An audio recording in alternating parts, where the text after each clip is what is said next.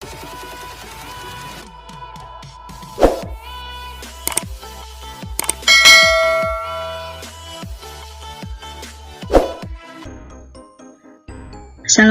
warahmatullahi wabarakatuh. Ya, jumpa lagi bersama saya di Haretno Kusmawardani, dan kali ini saya akan membahas mengenai peluang kejadian. Ya, langsung saja ya, kita akan membahas terlebih dahulu mengenai rumus peluang kejadian. Jika E adalah suatu kejadian dengan E himpunan bagian dari S di sini adalah ruang sampel ya, seperti sudah kita pelajari di video sebelumnya, maka peluang kejadian E yang dinyatakan dengan PE dapat didefinisikan sebagai NE dibagi NS, di mana NE ini adalah banyaknya elemen pada kejadian E, dan NS adalah banyaknya titik sampel pada ruang sampel S. Nah, untuk kisaran nilai peluang sendiri, ini lebih dari sama dengan 0, tapi kurang dari sama dengan 1. Artinya nilai peluang ini paling rendah adalah 0, paling tinggi adalah 1. 0 di sini artinya dia kemustahilan ya, jadi suatu kejadian yang tidak mungkin terjadi, dan peluang yang bernilai 1 ini adalah suatu kepastian yang sudah pasti terjadi. Kalau di kehidupan nyata jarang sekali ya nilai peluang yang 1, kecuali mungkin peluang seorang meninggal gitu, itu adalah pasti ya, kepastian. Tapi penyebabnya apa, misalkan dari penyakit atau apa, itu nilainya pasti tidak mungkin 1 seperti itu. Dan di sini saya pisahkan ya, contoh yang pertama peluang pada koin. Nah, di sini saya ilustrasikan kembali, masih ingat ya diagram pohon dari percobaan melempar koin ya. Nah, di sini langsung saya buat dalam 3 koin ya. Kalau kalian ingat kembali, misalkan di sini AG, ini berarti uang logam ke-1 atau hanya 1 koin. Uang logam kedua berarti 2 koin, uang logam ketiga berarti 3 koin. Nah, ini ruang sampelnya kalau 3 koin ada 8. Nah, pertanyaannya ditanyakan misalkan sebuah koin yang dilemparkan. Berapakah peluang munculnya angka? Nah, kalian masih ingat ya, kalau kita punya sebuah koin, berarti ruang sampelnya kan di sini hanya A dan G. Ya, kalau saya tuliskan berarti S-nya adalah A dan G, sehingga untuk NS-nya berarti adalah 2. Sementara di sini kejadiannya muncul angka, berarti NA-nya atau NE boleh ya. Nah, NE-nya di sini hanya angka berarti hanya ada 1. Sehingga dari sini peluang kejadian E ini bisa dituliskan menjadi NE per NS, sehingga jawabannya adalah 1/2. Ini untuk jawaban di contoh yang pertama ini. Kemudian ada 2 buah koin sekarang, dilemparkan bersamaan 1 kali. Berapa peluang munculnya angka dan gambar? Nah, masih ingat ya, kalau 2 koin berarti ada berapa ruang sampelnya? Atau berapa titik sampelnya? Ada AA, AG, GA, dan GG gitu ya. Berarti NS-nya kemarin kita sudah belajar juga ya, ini ada 4. Nah, yang ditanya yang muncul angka dan gambar, berarti ada berapa NE-nya? Ya pasti hanya ada 1 ya. AG tadi di mana posisinya? Ini ya, yang kedua, A dan G ini. Nah, berarti NE-nya hanya 1, sehingga peluang kejadian E adalah 1/4. Nah, ini untuk pertanyaan yang kedua.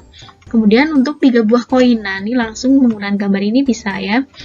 Berapa peluang munculnya ketiga koin tersebut gambar? Nah, kita sama, cari NS-nya terlebih dahulu. Untuk 3 koin berarti NS-nya pasti 8, seperti ini ya. Tapi untuk NE-nya, nah kita cari nih yang ketiganya gambar, berarti yang terakhir ini saja kan, berarti hanya ada 1 NE-nya, berarti peluang kejadian E-nya ada 1/8.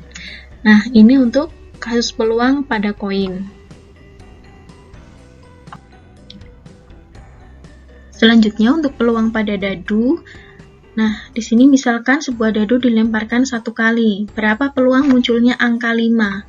Nah, kalau kita ingat, Kalau sebuah dadu berarti ruang sampelnya adalah angka 1 atau mata dadu 1, 2, 3, 4, 5, dan 6. Seperti ini ya. Sehingga kalau ini ditanya NS-nya ada berapa? NS berarti ada 6. Nah, untuk kejadiannya apa yang diinginkan? Munculnya angka 5. Berarti ya hanya ada di satu tempat di sini kan, mata dadu 5 ini. Nah, sehingga untuk NE-nya pasti hanya ada 1, sehingga peluangnya atau peluang kejadian E ada 1/6. Nah, ini untuk kasus yang pertama ya. Untuk kasus berikutnya, 2 buah dadu dilemparkan bersamaan 1 kali. Berapa peluang munculnya mata dadu berjumlah 8? Nah, kalian masih ingat ya, kalau 2 buah dadu dilemparkan. Ini ke ruang sampelnya kemarin ada 36 ya. Kalau kita gambarkan, ini sudah saya tampilkan tabelnya yang jumlahnya 8 yang diinginkan dari percobaan ini. Dari sini kita bisa tuliskan dulu untuk NS dari 2 buah dadu itu adalah 36.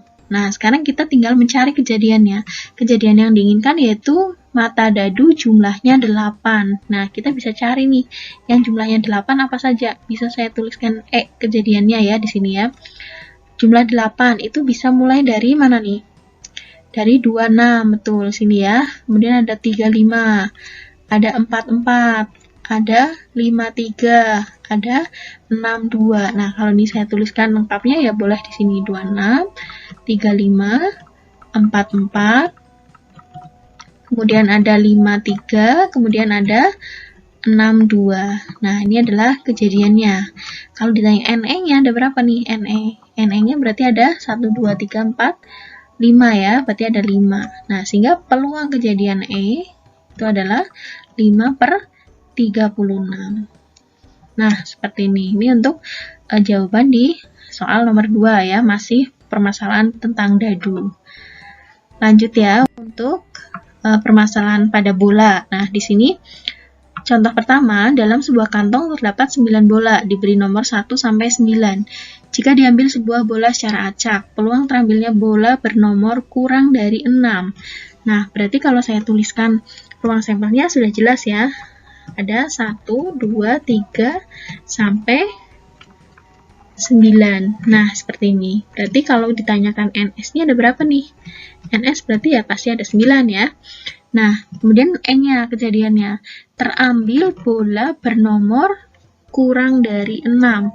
Berarti E-nya bisa saya tulis apa saja nih kalau kurang dari 6? 1, 2, betul. Terus 3, 4, 5.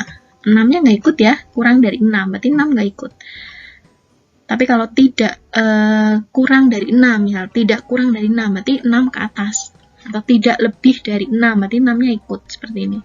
Nah, untuk NE-nya berarti di sini adalah 5 ya, elemen dari kejadian ini. Nah, sehingga peluangnya ada berapa nih? Peluang kejadian E sama dengan 5/9. Nah, seperti ini ya. Paham ya sampai sini ya? Kemudian contoh kedua, pada sebuah kantong berisi atau terdapat 6 bola biru, 4 bola hijau. Akan diambil 2 bola sekaligus. Nah, di sini saya ilustrasi ada 6 bola biru, 4 bola hijau. Dari dalam kantong ini kemudian diambil 2 bola. Tentukan peluang terambilnya kedua bola biru. Nah, dari sini kita harus bedakan mana yang ruang sampel, mana yang kejadian. Kalau kita ditanya ruang sampel itu kan keseluruhan kemungkinan. Berarti kita nggak memandang warnanya. Artinya ada total semua bola di sini. Berarti ada 10 bola, diambil 2 bola. Berarti kita kombinasikan 10C2. Nah, dari sini kita hitung menggunakan rumus kombinasi ya. 10 faktorial per 10 kurangi 2. 8 faktorial kali 2 faktorial. Nah, kita uraikan berarti 10, 9, 8 faktorial per 8 faktorial kali 2 kali 1. Gini ya, tinggal kita hitung saja. Hasilnya adalah 45. Kemudian untuk E-nya. Nah, kejadian di sini yang diinginkan adalah munculnya bola atau keduanya berwarna biru. Nah, berarti kita hanya melihat dari bola biru saja, karena kita mau menginginkan yang diambil bola biru. Berarti dari 6 bola biru diambil 2. Nah, ini adalah kejadiannya ya, atau NE-nya. Berarti 6 faktorial per 6 kurangi 2, 4 faktorial kali 2 faktorial. Hasilnya berarti berapa nih? 6 kali 5 kali 4 faktorial per 4 faktorial kali 2 kali 1. Gini ya. Nah, tinggal kita hitung saja nih. Hasilnya berarti 15. Nah, dari dua nilai ini, berarti kita bisa sebutkan peluang kejadian E-nya. Atau bisa kita tuliskan jadi 15 per 45. Hasilnya adalah 1/3. Nah, bisa disederhanakan ya. Kalau mau ini saja juga boleh, udah betul ya. Nah, seperti ini ya untuk peluang pada bola. Nah, di sini ada contoh lainnya. Saya tuliskan ada sebuah survei dari 200 pemakai telepon genggam. Nah, 140-nya itu ternyata menggunakan Samsung ya, 120-nya menggunakan iPhone, 143-nya Oppo, 95-nya Samsung dan iPhone, kemudian ada 85 menggunakan iPhone dan Oppo, dan 93 ini Samsung dan iPhone, Samsung dan Oppo ya maksud saya. Kemudian ada 70 menggunakan ketiganya. Dan ditanyakan bila dipilih seorang pemakai secara acak, peluang terpilih pemakai yang menggunakan merek Samsung saja. Nah, kalau melihat kasus seperti ini, kalian bisa gunakan diagram Venn ya, karena di sini ada 3 merek. Berarti bisa kita buat diagram Venn-nya ada 3 lingkaran seperti ini ya. Nah, ini ya kurang rapih, mohon maaf ya. Di sini ada pengguna merek Samsung, iPhone, dan Oppo. Nah, kita isi mulai dari yang memakai ketiganya. Berarti mulai dari yang 70 ini. Kita isi di paling tengah. Nah, seperti ini. Kemudian untuk Samsung dan iPhone, di sini kan kamu cari nih. Yang Samsung iPhone itu ada 95 nih. Ya. Berarti di sini udah ada 70. Berarti kurangnya adalah 25. Dari mana? 95 kurangi 70. Gitu ya. Kemudian ada iPhone dan Oppo nih. iPhone dan Oppo ini ada 85.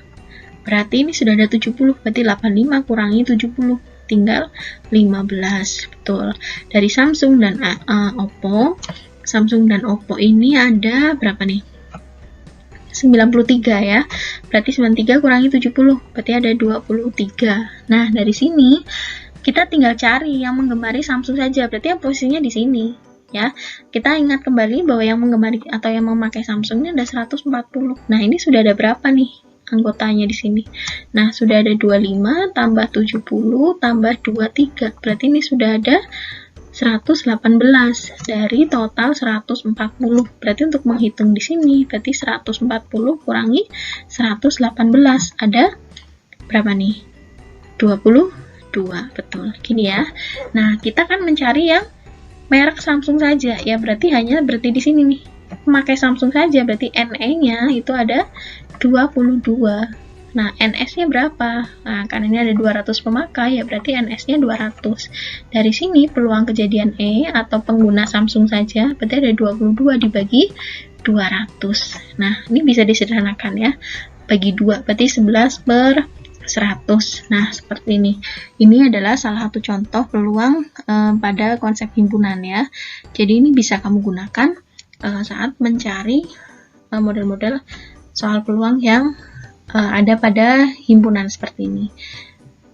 Nah, sekarang untuk contoh lain yang kedua. Nah, misalkan di sini diberikan gambar ya.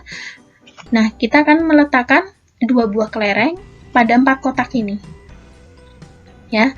Kemudian ditanyakan peluang meletakkan 2 kelereng agar terletak 1 baris atau kolom.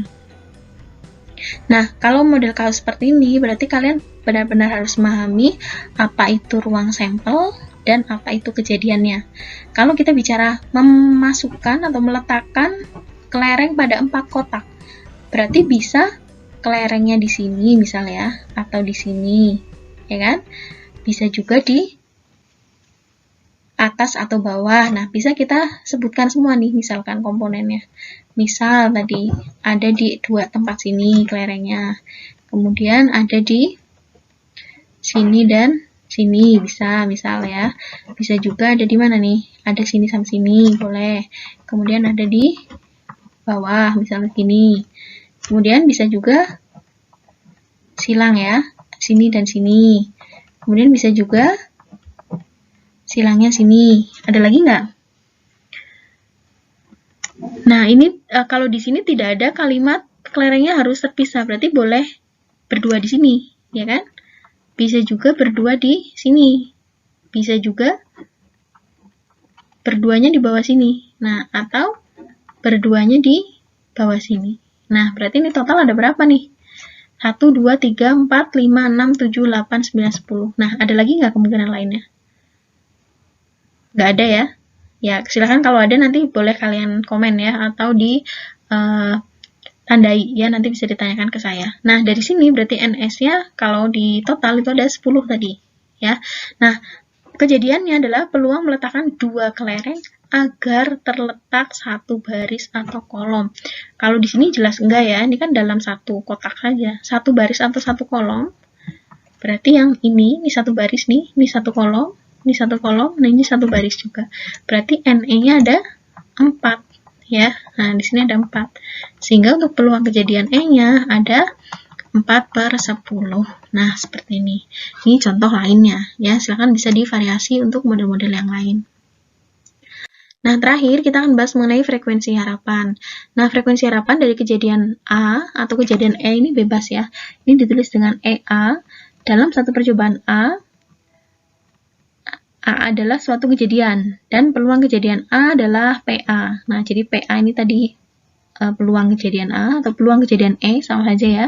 Frekuensi harapan kejadian A dalam N percobaan ditentukan dengan formula. Nah, ini formulanya. Jadi kalau kita mencari frekuensi harapan, itu adalah peluang dikalikan banyak percobaannya. Contohnya seperti apa? Nah, di sini saya tampilkan. Ada 2 buah dadu dilempar sebanyak, nah ini sebanyaknya ini, berarti ini N-nya. Yang ditanyakan frekuensi harapan kejadian munculnya mata dadu berjumlah 8. Nah, kita ingat kembali tadi, yang 2 buah dadu, NS-nya berarti ada berapa nih? 36, betul. Nah, yang jumlahnya 8, kejadiannya ini saya tulis A ya. Juga boleh ya, sama aja. Berarti ada berapa aja tadi? 26, 35, betul. Ada 44, yang jumlahnya 8 ya.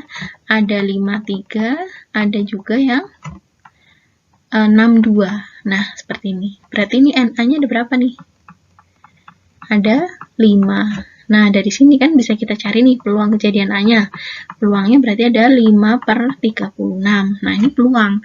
Kalau frekuensi harapan, berarti EA-nya berarti ada peluang dikali dengan N-nya. N-nya itu ada 144. Nah, gini.